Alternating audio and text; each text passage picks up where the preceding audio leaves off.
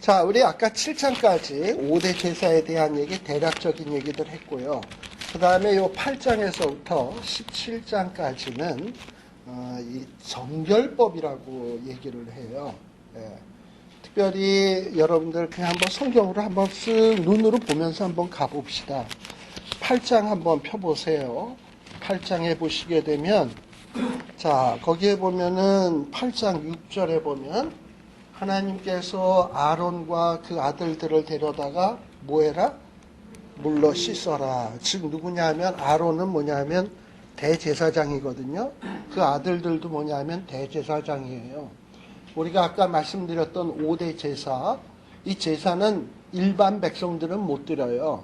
제사장이 대행, 중보자로서 대행하는 거지. 그러니까 이 제사장이 없으면 제사도 드릴 수가 없는 거야. 그러니까 이 제사에 있어서 제사장의 역할은 굉장히 중요합니다.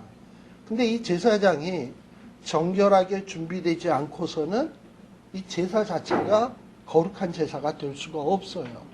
그래서 하나님께서는 이 제사 드리는 주인공과 다름없는 이 제사장들을 특별히 잘 준비를 시켜라 하는 것을 지금 얘기하고 있는 내용이 요 8장에 나오는 내용이에요. 그래서 이 제사장들은 어떻게 위임식을 시킬 것이며 또 이 제사장들은 특별히 어떤 것들을 깨끗하게 해야 되고 뭐 이런 것들에 대한 얘기들이 쭉 8장에 쭉 나옵니다. 그 다음에 요 9장에 보게 되면 이제 누가 나오느냐? 이 아론이 또 나와요. 자, 아까 요 7장까지 5가지의 제사법에 대해서 쭉 설명이 나왔잖아. 그리고 이제 제사장도 준비가 되었잖아. 그러면 그 제사장이 하나님이 가르쳐 주신 제사법대로 하나님 앞에 제사 드리는 얘기가 9장에 나옵니다. 또 반대로 10장에는 뭐냐? 이 9장에는 하나님이 가르쳐 주신 제사법대로 제사를 드리니까 어떤 일이 벌어졌냐 하면 9장 여러분들이 23절, 24절에 보게 되면 이 모세와 아론이 하나님이 말씀하신 제사법대로 제사를 다 드렸어요. 그랬더니 24절에 보니까 불이 여호와의 단 앞에서 여호와 앞에서 확 불이 나와서 번제단 위에 있는 번제물들을 홀딱 사른 거야. 마치 엘리야가 갈멜산에서 제물을 올려놨을 때 하늘에서 불이 내려와서 사른 것처럼 확 그런 일이 벌어졌어요. 이건 뭐냐? 하나님이 그 제사를 받으셨다라는 것을 보여주는 얘기예요. 그런데 이 10장에는 또 무슨 얘기가 나오냐면 반대되는 얘기가 나와. 10장은 앞에 9장에서는 아론이 하나님의 법대로 예배를 드렸더니 하나님이 받으셨는데 10장에서는 10장 1절에 보게 되면 아론의 아들 나답과 아비후가 하나님이 명하시지 않은 다른 불을 담아서 하나님 앞에 분향을 했더니 여호와 앞에서 똑같이 불이 나온 거는 맞는데 근데 이번에는 아까는 제물을 삼켰는데 이번엔 누굴 삼켰다? 나답과 아비후를 삼켰다. 이래가지고 죽는 얘기가 나와요. 자, 그러면서 뭔가 9장과 10장에 요 대비되는 이 모습을 통해서 얘기하는 것이 뭐냐? 하나님 앞에 예배는 정말 하나님이 원하시는 방식대로 예배를 드려야지 지멋대로 예배 드리면 절대 안 된다라는 거예요. 참 이런 걸 보면 우리들이 오늘날 생각해야 될 것이 참 많아요. 예를 들면은 요즘 뭐 하도 이제 교회도 많이 리버럴해지고 이러다 보니까 뭐 열린 예배 뭐 이런 예배들 있잖아. 그래서 열린 예배 어떤 열린 예배 같은 거 보면 정말 뚜껑이 열리죠. 뭐 이게 예배야, 지들 노는 거야 이런 생각이 들 때가 좀 있단 말이죠. 그러니까 하나님이 기뻐하시는 방식의 예배가 뭔가 물론 막 이렇게 뭐 춤추고 뭐 이게 나쁘다는 건 아닌데 그럴 때의 그 마음 속에 정말 하나님에 대한 헌신의 마음, 감사에 대한 죄를 회개하는 마음 이런 뜻들이 다 잘 담겨져 있다면 하나님 그런 예배는 오케이. 그런데 이거는 예배를 그냥 전통 예배는 지겨우니까 우리 좀 심플하게 신나게 이런 식으로 예배를 좀 드린다고 한다면 포커스를 그거는 하나님에게 맞춘 게 아니고 자기들에게 맞춘 거거든. 그런 예배는 잘못됐다는 얘기예요. 그런 면에서 하나님이 기뻐하시는 예배, 하나님께 초점을 두어서 하나님이 원하시는 방식대로 예배 드리는 게 뭔가, 이거에 대한 끊임없는 반성, 자각 이런 것이 있어야 되는데 그런 거 없이 예배 드리는 것은 참 문제다라는 것을 우리에게 설명하는 얘기가 9장과 10장이 얘기하고자 하는 것입니다. 자, 그래서 근데 우리 신약에서는요, 이 신약에서는 지금 아까 구약의 예배는 다 뭐가 있었냐면 제물이라는 게 있었어요. 또 누가 집전을 해야 되냐? 제사장이 해야 됐어요. 제물이 예표하는 게 뭡니까? 예수 그리스도. 우리를 위하여 죽으실 피 흘리실 예수 그리스도.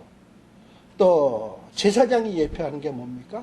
우리 대신 하나님 앞에 나아가는 제사장, 예수 그리스도를 예표하는 거예요. 그럼 결국 그걸 통해서 우리에게 지금 얘기하고자 하는 것은 뭐냐면, 하나님 앞에 예배 드리는 것은 예수 그리스도를 통하지 않고서는 하나님이 절대 기뻐하시는 예배를 드릴 수 없다라는 겁니다. 그래서 우리 예수님께서도 신약에서 말씀하시기를 내가 곧 길이다. 하나님께 갈 수 있는 길이고, 내가 곧 진리고, 내가 생명이고, 나로 말미암지 않고서는 아버지께로 올 자가 없다. 그렇다면 우리가 신약에서 하나님이 기뻐하시는 방식으로 예배 드린다는 것은 무엇인가?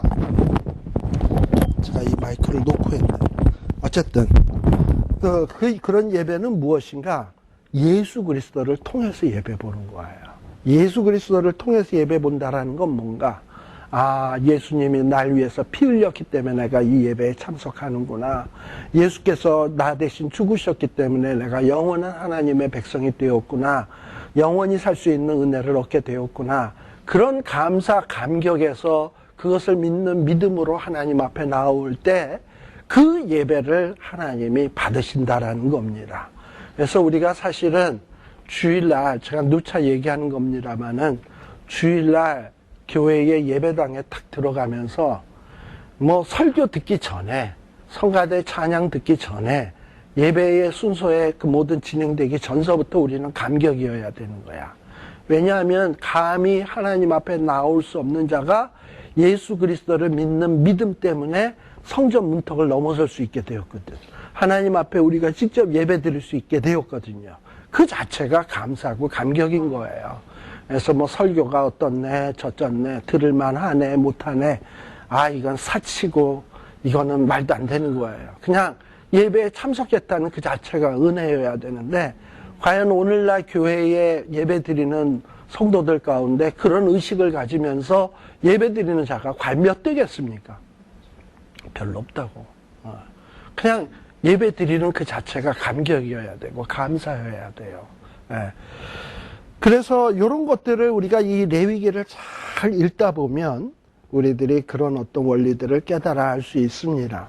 자, 그 다음에 요 11장에서부터 17장까지는 이제 뭐가 나오느냐 하면 정결법이 나와요. 정결법 하니까 이게 뭐야, 정결법이? 11장에 보게 되면 뭐가 나옵니까?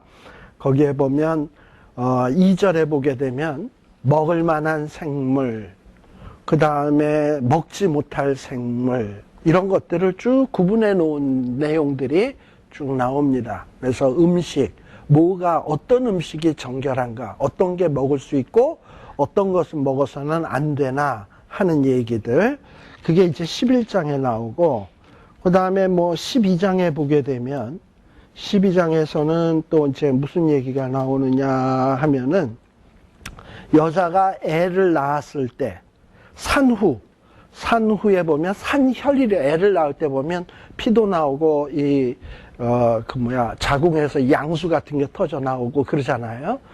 그러면서 그렇게 됐을 때 어느 정도 지나야 정결해지는가 하는 이런 얘기들이 또 쭉 나와요. 그 다음에 뭐 13장에 보게 되면 문둥병에 대해서 나와요. 문둥병. 그 다음에 또 문둥병이 나오고, 문둥병이 꽤 길어. 그 다음에 뭐 10한 5장에 보게 되면 뭐가 나오느냐 하면은 유출병에 대한 얘기가 나와요. 자, 이런 것들을 어떻게 깨끗하게 해야 되는가 하는 얘기들이 쭉 나오는데요. 근데 여기서 우리들이 한 가지 의문이 드는 게 뭐냐 하면 요즘은 이 문둥병 같은 경우는 병도 아니잖아. 또 뭐 유출병? 이것도 병도 아니잖아. 뭐 그런 걸 갖고 부정하다 뭐하다 이렇게 얘기하면은 진짜 우리 뭐 욕먹죠. 그죠? 예. 게다가 또 우리가 뭐 요즘 음식 같은 경우에도 뭐 성경에 의하면은 굽이 갈라진 놈, 되새기를 하는 놈만 깨끗하고 그렇지 않은 놈은 부정하다고 얘기하고, 예. 한센병이에요. 예, 한센병. 예. 있긴 있죠. 있긴 있죠. 근데 요즘은 하도 약이 발전해가지고 뭐 표가 안 나죠. 예. 예. 자, 그런데 요즘은 뭐 우리들이 비늘 없는 고기, 장어덮밥 다 드시잖아. 돼지고기 잘 먹잖아. 아. 그러면 이런 성경이 도대체 우리랑 무슨 관련이 있나? 좀 이게 또 굉장히 의문이 되거든요.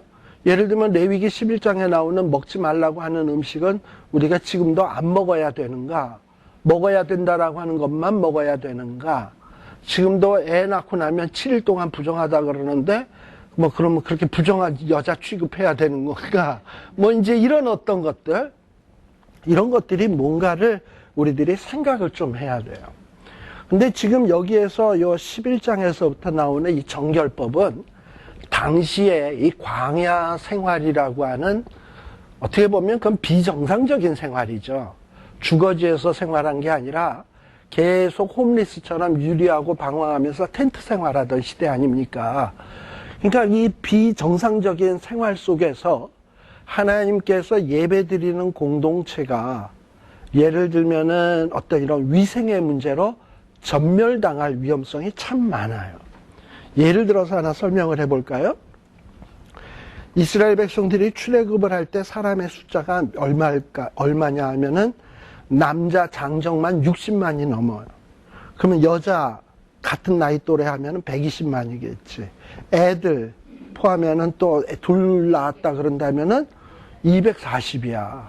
거기에다가 뭐 노인들까지 친다 그런다면 모세 같은 경우 120세까지 살았어요. 에? 그러면은 240이 훨씬 넘어서는 200만은 훨씬 뛰어넘는 그 정도의 숫자입니다. 여러분들 우리 옛날에 여의도에 빌리그레함 목사님 같은 경우에 오셨을 때 100만이 모이곤 했어요.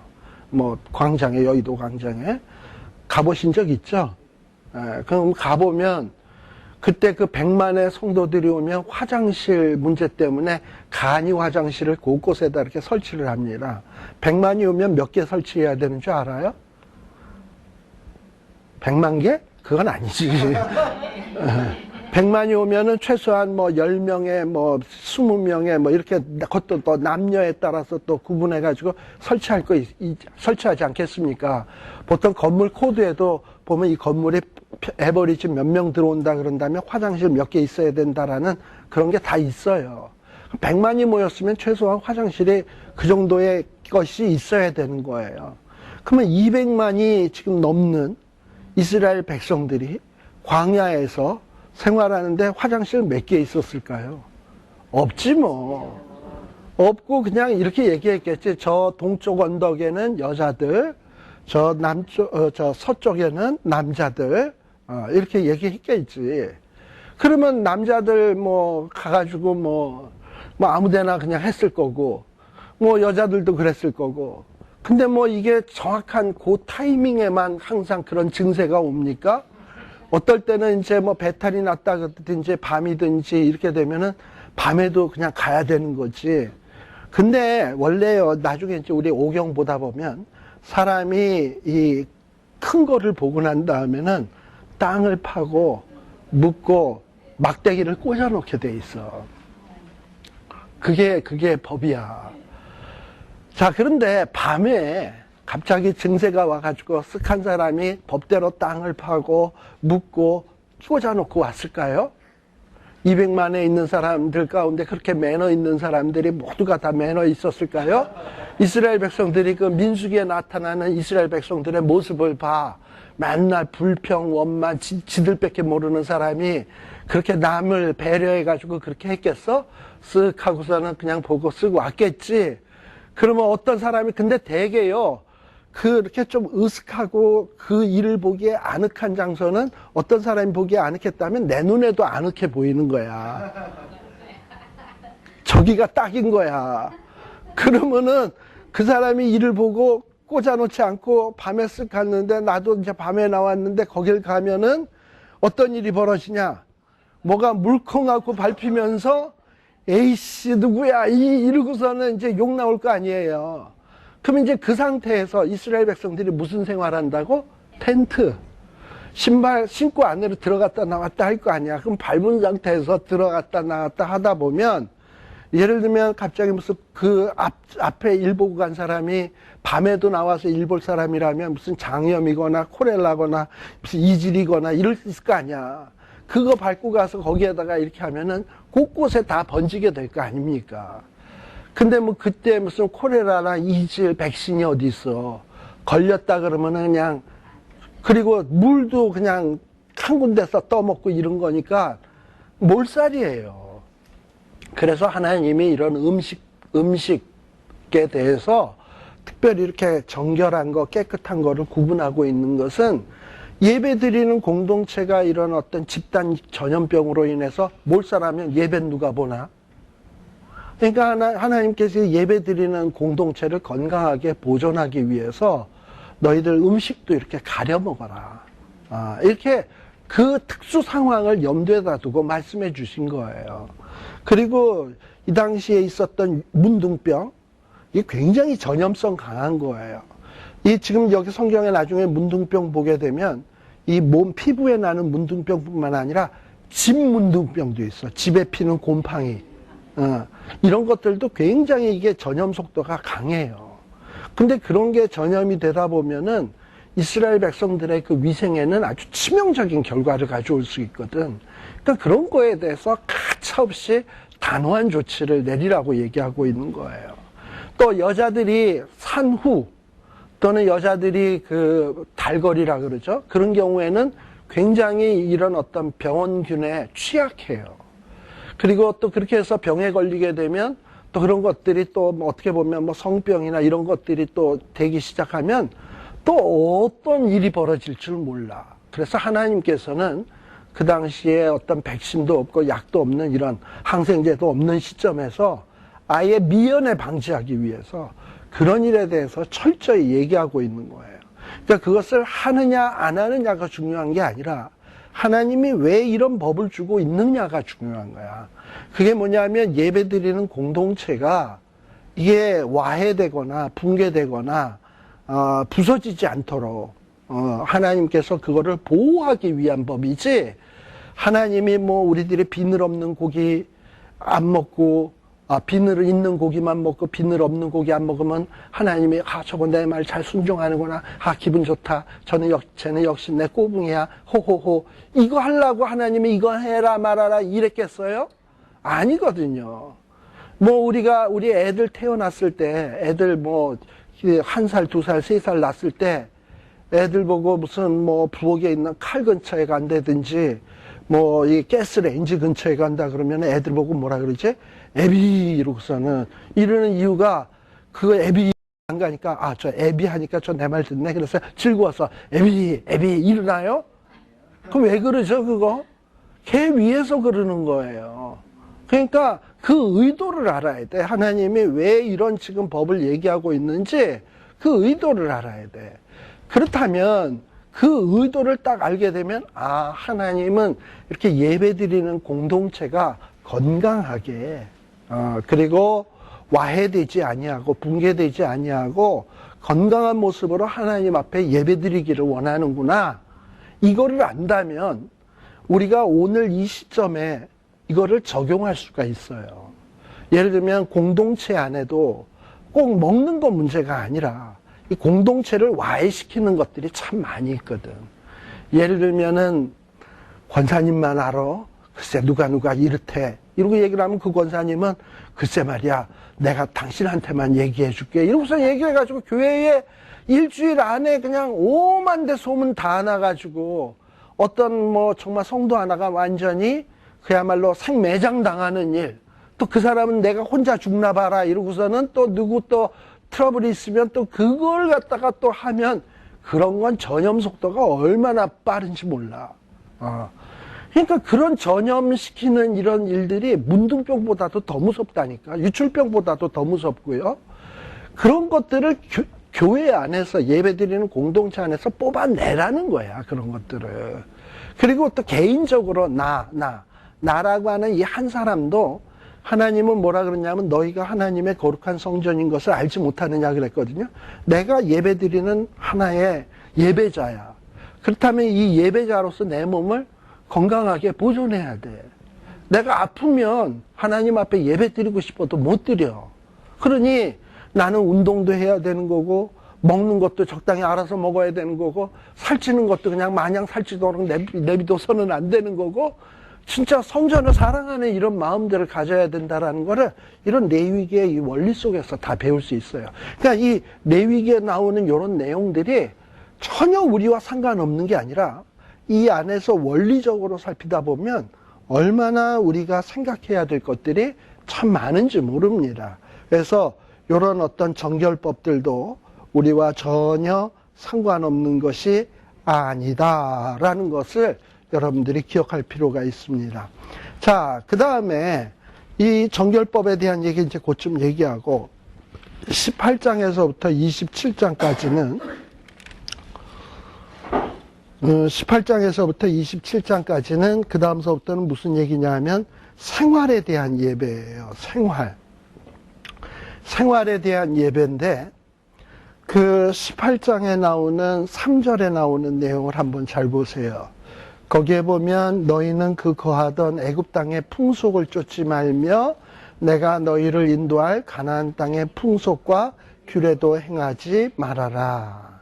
그러면서 뭐라 그러냐 하면 4절에 보면 너희는 나의 법도를 쫓으며 나의 규례를 지켜 그대로 행하라 라고 얘기해요. 자, 이러면서 이스라엘 백성들이 가나안 땅에 들어갔을 때 어떻게 살아야 되는가? 과거 애굽 땅의 풍속 쫓아서 안 된다. 이제 너희들이 미래에 들어갈 땅 가나안 땅의 풍속을 쫓아서도 안 된다. 그러면 너희는 어떻게 살아야 된다? 너희는 나의 법도 나의 규례를 행해야 된다. 자, 이렇게 나의 법도 나의 규례를 행하면 어떻게 된다? 5절에 보면 너희는 나의 규례와 법도를 지키라. 사람이 이를 행하면 그로 인하여 뭐하리라? 살리라. 자, 그러니까 하나님이 우리에게 법도와 규례를 주신 이유는 뭐냐? 우리를 살리기 위해서.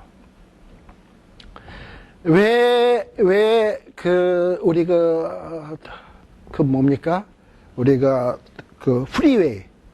프리웨이에 보면 타고 가다 보면 중앙 분리대 해가지고 이렇게 콘크리트 벽이 쫙 있죠? 그거 왜 해놨을까?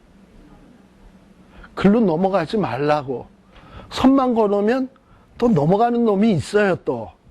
그러니까 그 넘어가지 말라고 콘크리트 한 거야. 근데 그 콘크리트를 보면서 귀찮아 죽겠네, 저놈 때문에. 밤에도 부딪힐 뻔했잖아. 이러고서 욕하는 사람이 있습니까? 그게 있어야 내가 사는 거예요. 그러니까 어떨 때는 이런 그 콘크리트 이 벽이 어떨 때는 내가 볼 때는 차 타고 가다가 어떻게 구부정한 길이나 이렇게 휠 때는 깜짝 놀랄 때도 있어요. 근데 만일에 그게 없었다 그러면 나는 분명히 넘어갔을 거라고. 넘어갔으면 그건 죽는 거야. 그러니까 그런 조금의 불편을 감수하더라도 나를 이렇게 얽어매는 이유는 뭐냐? 살리기 위한 거예요.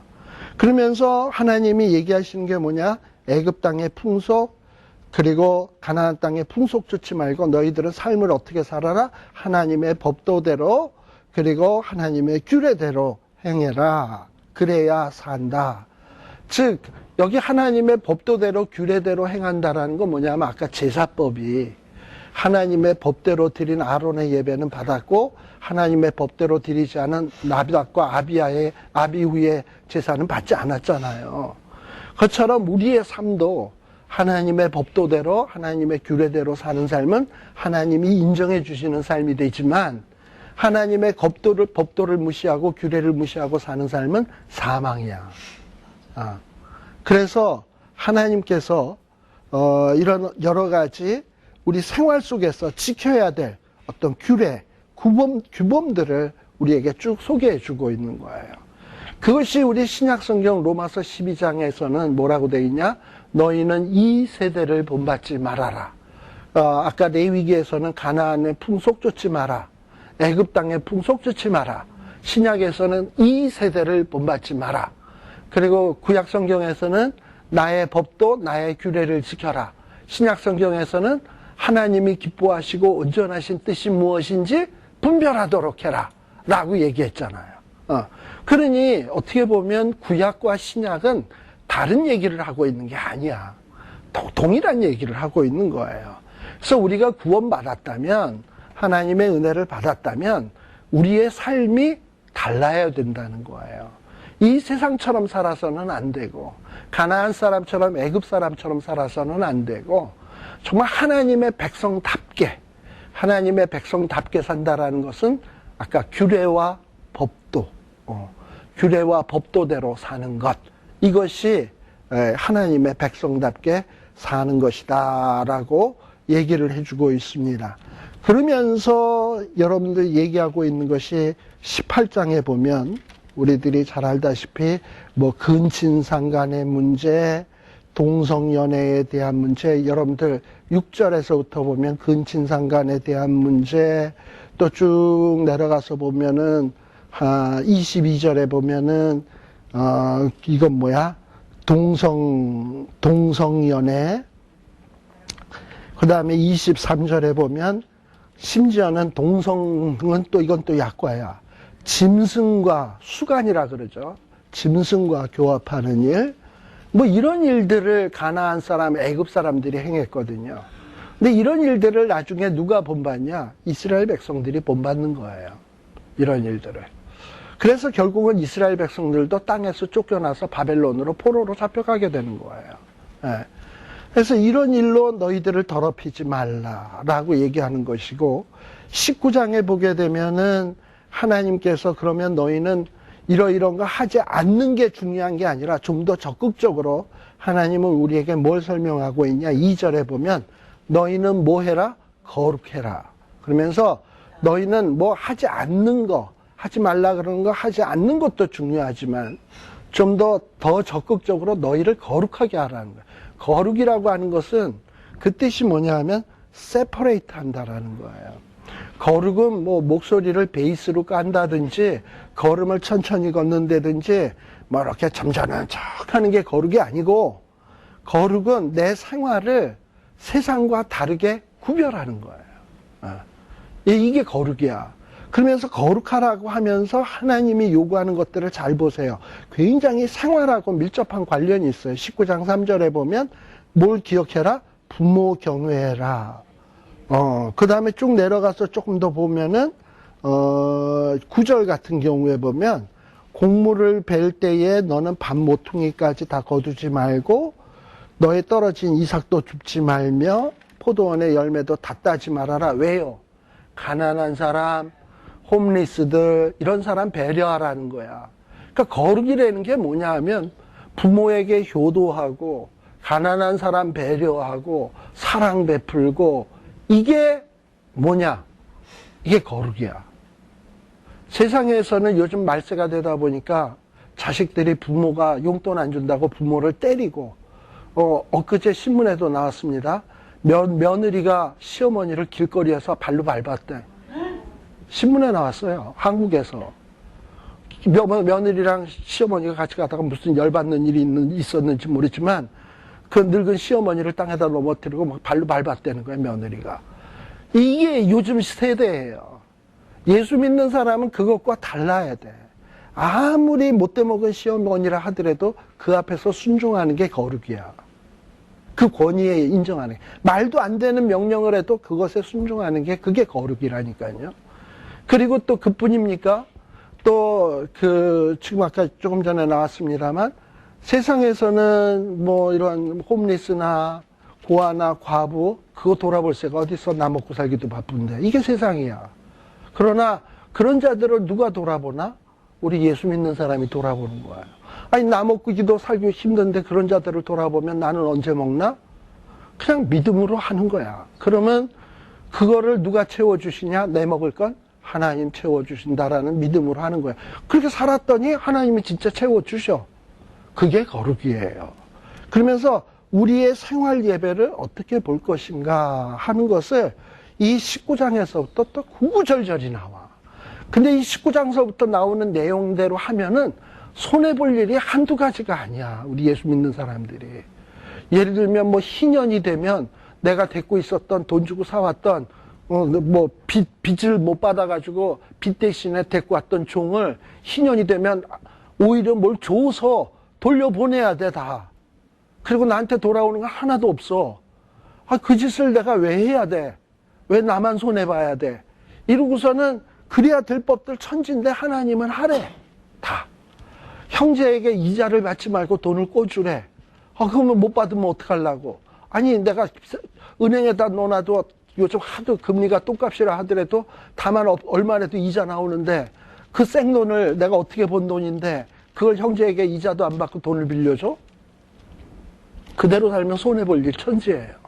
근데 하나님이 이런 걸 하래. 그게 뭐냐? 예배예요. 그러다 보니까 참 이 예배라고 하는 것이 이게 참 엄청난 거구나. 그리고 참 예배라는 게 쉬운 것이 아니구나. 그러나 우리 삶 속에서 예배만 잘해도요. 얼마나 근데 예배가 처음부터 끝까지 다야, 사실은. 예배만 잘하면 정말 하나님이 얼마나 또 귀한 것으로 채워주시는지 모른다. 그래서 우리가 다음 시간서부터 어떤 레위기에 나오는 이 예배, 그래가지고 어떤 의식법상에 나오는 예배가 우리에게 요구하고 있는 원리들이 무엇인가. 지금 오늘 제가 대략적인 얘기를 했습니다만 좀 더 세밀한 얘기들을 해야 나중에 무슨 제사하면 그게 그림이 이렇게 보여야 돼. 그렇게 보여야 되고 번제는 제물이 어떤 것이 있고 잡을 때는 어떻게 잡고 뭘 드리고 뭐는 어떻게 하고 이런 것들이 다 의미가 있어요. 그런 것들을 한 번쯤은 이렇게 듣고 나면 나중에 레위기가 보이네 가 되는 거예요. 근데 지금은 레위기를 봐도 그냥 짐승 이렇게 또 잡는구나. 기름 또 이렇게 하는구나. 또 이렇게 하는구나. 그냥 이러고선 재미없다. 이러고선 빨리 지나가기만 기다려지지. 근데 이제 이렇게 조금 파기 시작하면 요구저런 뭘까? 요구저런 뭘까? 아주 사람을 또 감질나게 궁금하게 만들어요. 그래서 다음 시간서부터는 우리 요 레위기에 나오는 어떤 여러 구체적인 내용들을 조금 살피도록 하겠습니다. 아마 출애굽기 때보다는 그래도 조금 더 빨리 나갈 수 있어요. 자, 기도하고 마치겠습니다. 하나님 아버지 감사합니다. 우리에게 이렇게 죄와 사망에서 구원해 주시고 거룩한 하나님의 자녀가 되게 해주심을 감사를 드립니다. 하나님께서는 우리를 부르십니다.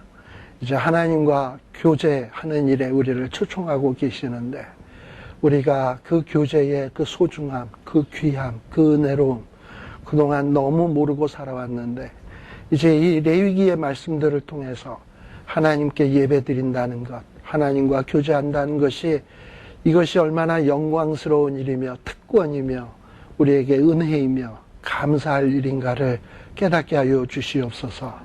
또 우리가 그동안 엉터리로 드려져 왔던 이런 예배들을 다시 한번 재정비하며 우리의 삶으로 또 우리가 교회에서 공예배를 통해서 하나님 앞에 어찌 예배 드리는 것이 하나님 기뻐 받으시는 예배인지 깊이 묵상하며 많은 것을 깨닫는 귀한 시간들이 되게 하여 주시옵소서.